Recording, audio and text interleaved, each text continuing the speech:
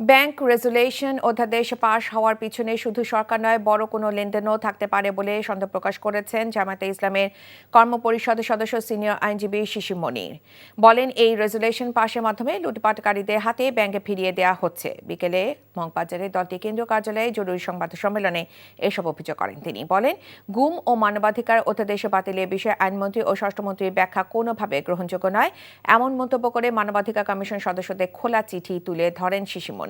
জানান, গুম কমিশন অধ্যাদেশ বাতিলের কারণে এখন কেউ গুম হলে তার পক্ষে কোথাও যাওয়ার জায়গা নেই, ট্রাইব্যুনালেও যেতে পারবে না, আইন শৃঙ্খলা বাহিনীর কাছেও যাওয়ার সুযোগ নেই। বিচারকদের শোকজ করা হয়েছে যে আইনে, সে আইন এখন আর নেই, তা 2017 সালে বাতিল করে সুপ্রিম কোর্ট, অথচ সরকার তা জানে না বলেও মন্তব্য করেন তিনি বলেন, শুধু বিচার কার্যের স্বাধীনতা নয়, অর্থনৈতিক ও প্রাতিষ্ঠানিক স্বাধীনতা প্রয়োজন, যা আলাদা সুপ্রিম কোর্টের সচিবালয় গঠনের মধ্য দিয়ে সম্ভব হতো। এ সময় গণভোট অধ্যাদেশ ইস্যুতে স্বরাষ্ট্রমন্ত্রী বিরোধী বক্তব্যের সমালোচনা করেন তিনি।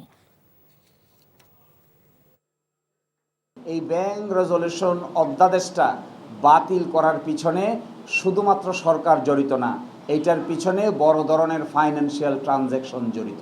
আন্তর্জাতিক অপরাধ ট্রাইব্যুনালের আইন আর গুম কমিশনের আইন দুইটার মধ্যে ম্যাচিং হয়ে যায়। তারা জবাব দিয়ে বলছেন, no, it is not true, it is not correct. সুতরাং মাননীয় আইনমন্ত্রী এবং হোম মিনিস্টার যে ব্যাখ্যা দিয়েছেন, এটি কোনোভাবেই গ্রহণযোগ্য না। আজকে একজন লোককে গুম করে নিয়ে যাওয়া হোক, যাবে কোথায়? কার কাছে বিচার দিবে? আপনি পুলিশের কাছে যাবেন, পুলিশ বলবে আমাদের তদন্ত করার আইন নেই। মানবাধিকার কমিশনের কাছে যাইতে পারবেন না।